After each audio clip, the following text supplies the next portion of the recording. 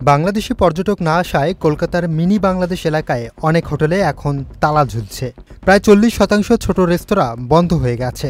মুদ্রা বিনিময়ে ব্যবসায় প্রায় অচল হয়ে গেছে।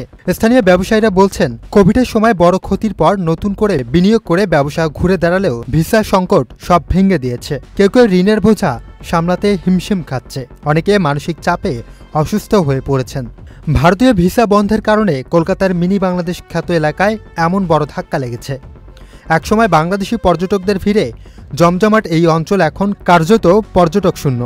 বান্ডেল থাকলে প্রতি সেনমানিতে টাকা বাঁচবে। বিকাশ সেনমানি বান্ডেল কিনে জিতুন প্রতি লেনদেনে।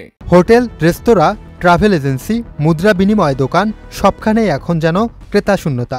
ব্যবসায়ী সংগঠনগুলোর তথ্য অনুযায়ী শুধু এই অঞ্চলেই ক্ষতি দাঁড়িয়েছে 1000 কোটি রুপিরও বেশি। যদিও আশপাশের নিউ মার্কেট, বড় বাজারের ব্যবসাকে ধরা হয়, ক্ষতির পরিমাণ 5000 কোটি রুপিও ছাড়িয়ে গেছে। নিউ মার্কেট সংলগ্ন এবং ফ্রি স্কুল স্ট্রিট ও মার্কুইস স্ট্রিটের পাশে গড়ে ওঠা এই এলাকা দীর্ঘদিন ধরে বাংলাদেশ পর্যটকদের কাছে জনপ্রিয় ছিল।